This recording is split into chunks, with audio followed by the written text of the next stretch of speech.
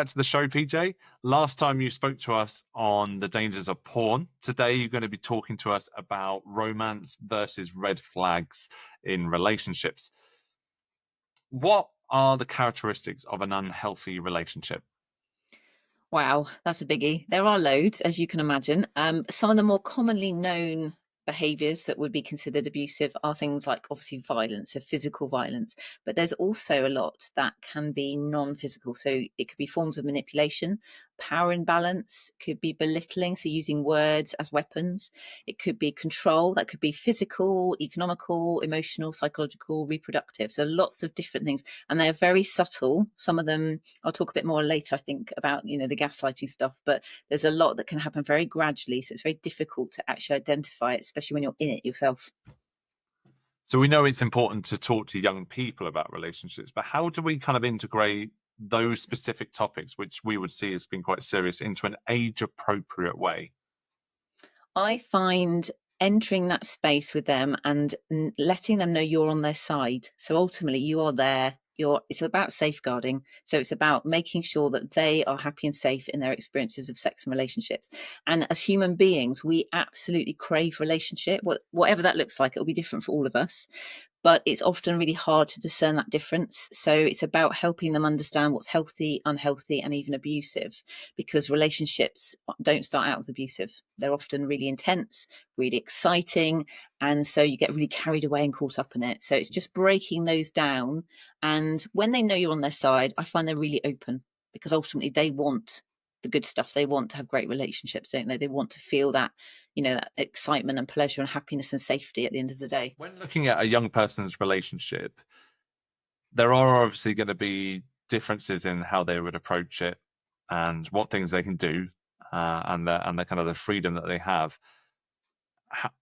How best would you describe a young person's healthy relationship, and what things that they should be looking for?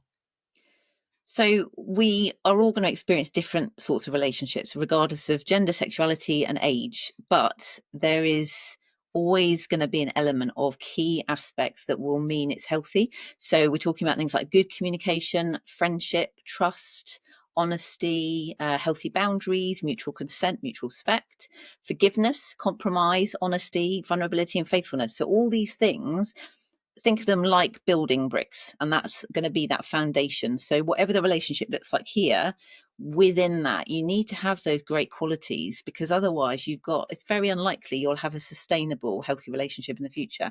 And I find with young people, without effective relationships and sex education, teens are much more readily they're going to adopt sexual scripts from sexual scenes in porn or films. They're going to be thinking actually that's the norm, so their expectations shift a bit. So it's really about breaking down the taboos and the distortion of it all, and looking at those skills and tools that they need to actually build and maintain healthy relationships.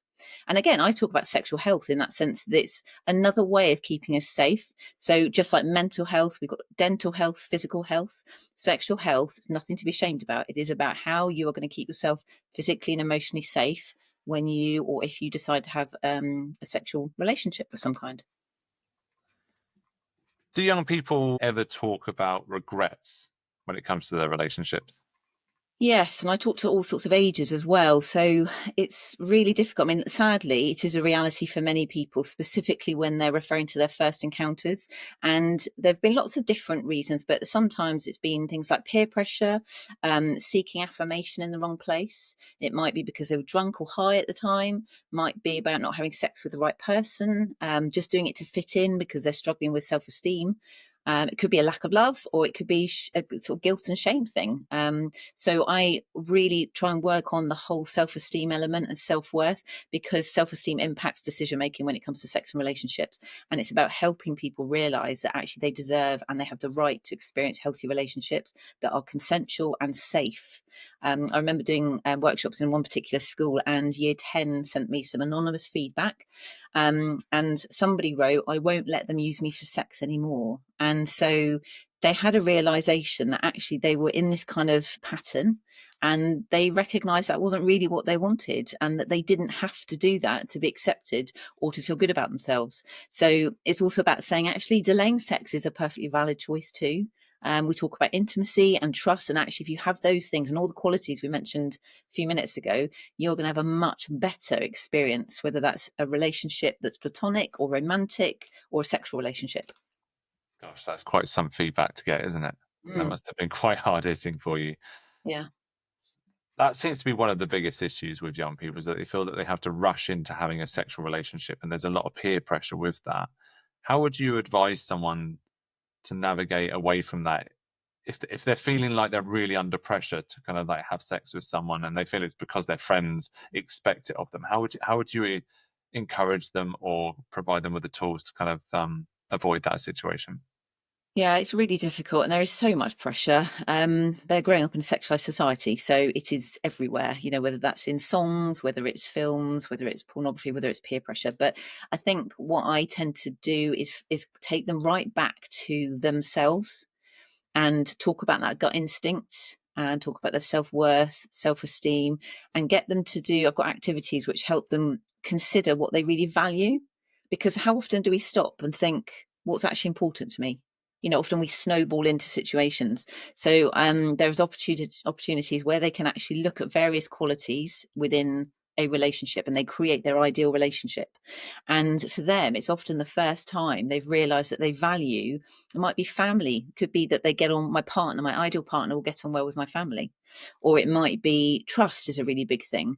So when they've created this kind of structure, they can then identify. So if they're beginning to get to know someone and this kind of relationships there, maybe there is that peer pressure coming in. Actually, if they value a certain quality that isn't being shown, they're much more likely to have the confidence to go, actually, do you know what? No, thanks. Because they know what they're looking for.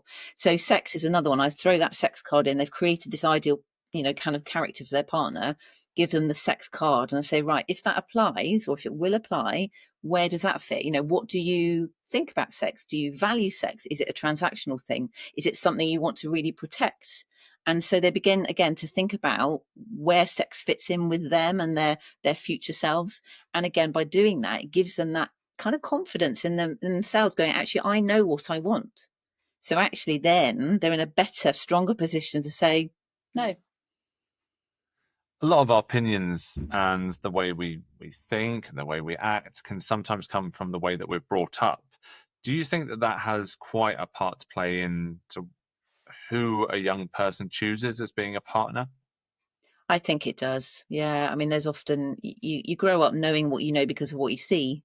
So, I've worked with students and young adults and domestic abuse survivors, and the narratives around they've said to me things like, I just didn't know, we didn't know this stuff. So they didn't know the red flags. They experienced stuff which they thought was normal because that was their familiar setup. And if something feels familiar, then it feels safe. So you kind of stick with it. So you can see why those kind of repetitive, toxic relationships can carry on into your adult life because you really don't know any different. So that's why working with young people, being proactive and preventative, is really key to helping them be informed enough to be critical thinkers, make informed decisions, and develop healthy relationship behaviors. Because there's a number of people out there that do kick up a bit of a fuss about young people at school being taught this form of education. They're like, oh, they should be able to learn it from home. But then you are within that echo chamber of what Yeah. could potentially be a very kind of abusive or damaging education they're providing, and some of it subconsciously. But other parents I've found in the past, sometimes it's because actually from their experiences, they don't want that to be discussed or opened up about within the school context, and they're worried that actually this education might create a space for a child to talk about their experiences. Is that what you found? Yeah, and I find, if there are concerns and I chat to them and I explain it's safeguarding, that it literally is safeguarding. This is the bottom line. And I think when you discuss it in that sense, they really understand it because ultimately, generally speaking, a parent and a carer are not going to want their young person to come into harm. So if we are saying actually by educating them these life skills and these tools and recognizing what is healthy, helping them understand and think about what they really value and want, they're in a much stronger position to actually face things as and when things arise as they grow up.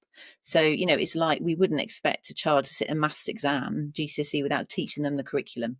So, why are we expecting children to grow up and know how to have healthy conflict, how to argue effectively, and to know what is right and what is wrong in terms of what's safe. So we do need to have these conversations. And when you bring it back to safeguarding, generally speaking, people are really open to that because they get it. So, how can a parent, carer, or anyone who works with children, how can they identify harmful sexual behaviors? Oh, it's a biggie, isn't it? So there's curiosity about bodies and sex is absolutely normal. It's a part of development. And sexual behaviors can be age and stage appropriate, but they can also be a sign of child sexual exploitation or child sexual abuse, which can be harmful to themselves or others. So it's difficult to identify, but I would recommend people check out the traffic light tool from Brooke. And this is a way it breaks down what's green, amber, and red. And it will be things like categorizing sexual behavior for different age groups, whether it's typical behavior, whether it's a cause for concern, whether it actually indicates harm. So that is really useful as a starting point to begin to understand those differences. That's really fascinating. And can you remind us of that name again? Yeah, Brooke. So if you just search for Brooke, it'll come up, and within their website, they've got the traffic light tool. That's all brilliant. Great for educators, great for parents, just as that kind of starting point. We'll make sure that we put that on the socials as well to help out. So, PJ, how do you know if you're in a toxic relationship? It's a really good question. There's a really fine line between when a relationship moves from being healthy to unhealthy and even abusive. Now, there are lots of physical forms of abuse that people are quite familiar with, but I often cover the more subtle ones. And I call them the hidden abuse because often it's really difficult to actually identify when you might be in that kind of relationship, you're not really knowing. So, some examples of really subtle forms of abuse, something called negging. Have you heard of negging before? Never heard of that. So negging is, it's kind of, there's a fine line between flirting and hurting. So negging can sound a bit like this. I love that dress. It would look amazing on a size 6.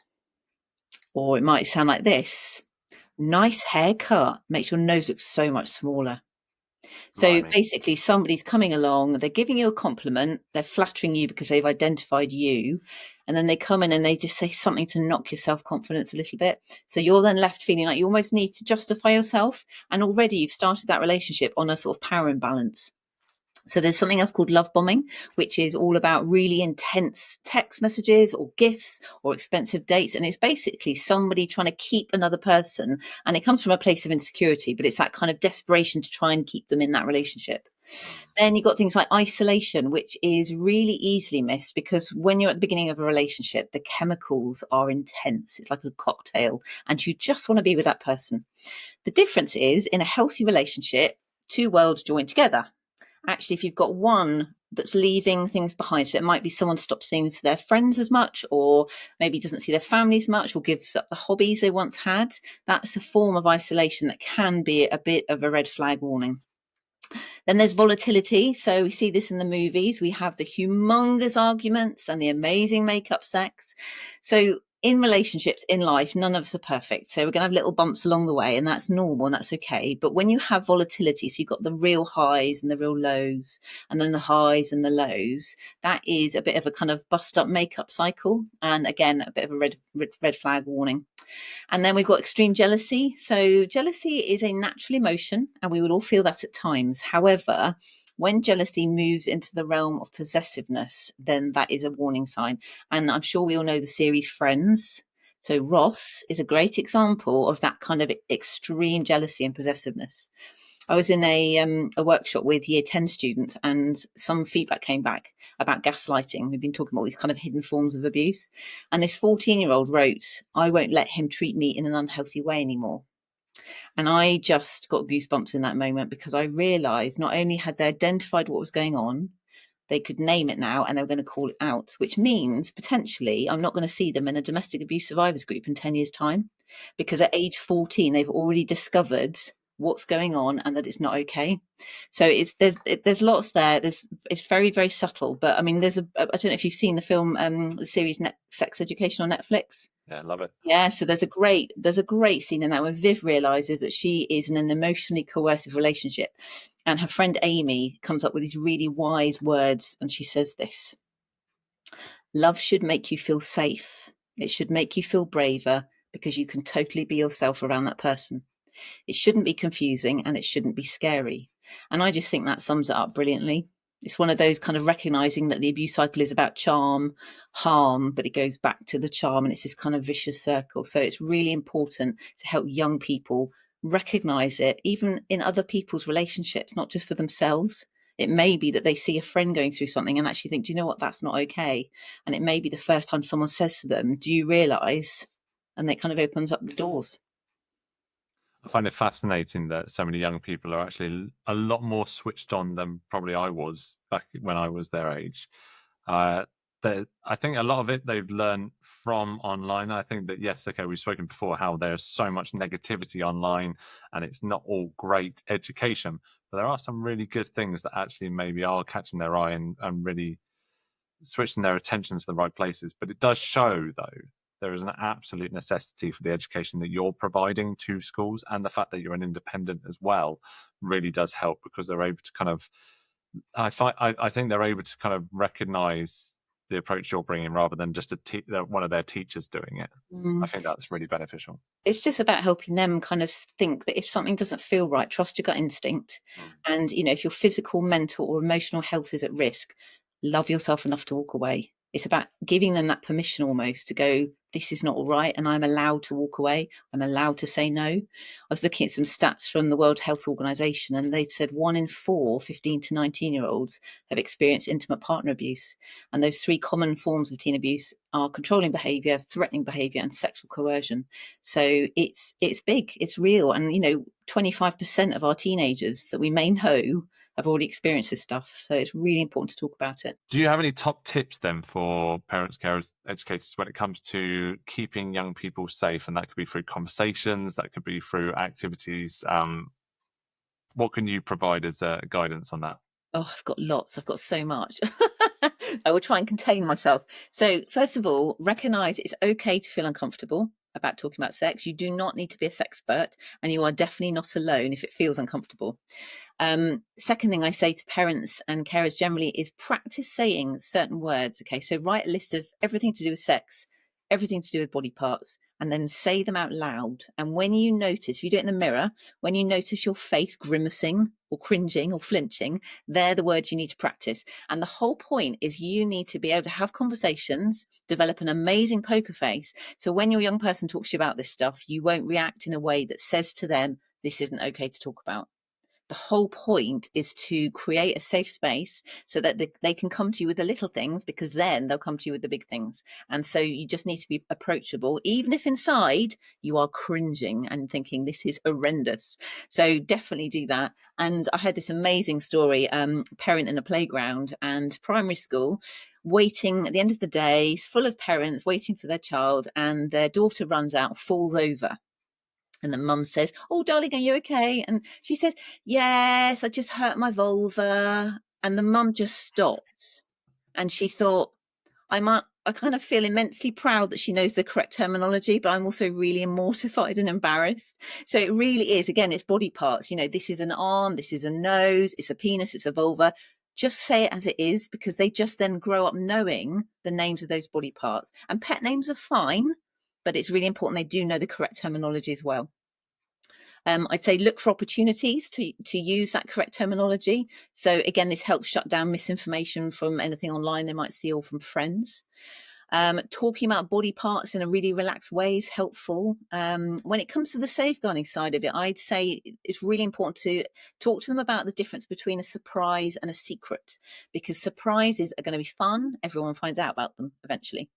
Whereas a secret is this not to tell someone, I've told you this, but you're not allowed to tell someone. So it's about teaching young people that actually it's okay to say no to adults sometimes. They shouldn't be passive. And that's about empowering them to be safe. In terms of the questions you might get, I'd say every question deserves a response, but not every response necessarily has to be an answer. So it's more harmful to ignore your child's questions about sex than it is to answer them. But you might want to say, that's a really great question. I'll get back to you, and make sure you do, because otherwise you're saying to them, again, this isn't something we talk about. But you'll gauge it, you'll know them, you'll know what they can retain. Some children, they'll only process what they can. But you just don't want to give them too much, so they then miss the key points of your conversation. Another tip is about being busy. So doing an activity, whether it's talking to each other whilst you're driving, because then there's no eye contact, because you really don't want to have this going on, talking about sex. So talking, whilst you're driving, going for a dog walk or just a walk, and it's just, or doing an activity where your hands are busy, because both parent, carer and child generally much more relaxed when that's going on. So that's other tips. I think the biggest thing is about changing the thinking that lots of adults have about the talk. So it's about saying, think of it as a slow cooker approach. Okay, so it's not about microwave cooking, it's not instant and it's not quick. This is a gradual process of having just another conversation. And it's like a scaffolding approach where you're just building and building to their knowledge bank. So I'd say it's better to have 100 1-minute conversations than having one 100-minute conversation. And through all that, just be positive. So fear tactics don't usually work. I'd say reinforce that positive, safe, healthy behaviors. Talk about what healthy relationships look like, how to be an upstander, key aspects of consent. So think of fries. I always talk about consent of fries: freely given, reversible, informed, enthusiastic, and specific. Great mnemonic just to help children understand those key elements. But it's really about focusing on those positive rather than negative. So your child is able to feel a kind of a positive outlook rather than that fear and growing up thinking the worst. Because ultimately, this is about safeguarding. And I think one of the greatest gifts you can give a child is a safe space to learn about important life skills. It's their human right to have this information. They need to be empowered and enabled to be smart when it comes to RSE. And ultimately, you're preparing your child for the big world of sexuality. So education is about being protective, proactive, preventative, so they can grow up being happy, healthy, and safe. So many helpful tips there. Thank you so much. We'll make sure we put out some kind of little small clips, videos, so that people can keep up with them on our YouTube page. But that brings us nicely to the end of today's episode. Thank you so much for joining us again, PJ. It's always interesting to chat with you. Thank you for having me. If you enjoyed this episode, don't forget to hit the follow button so you don't miss another episode of Safeguarding Redefined.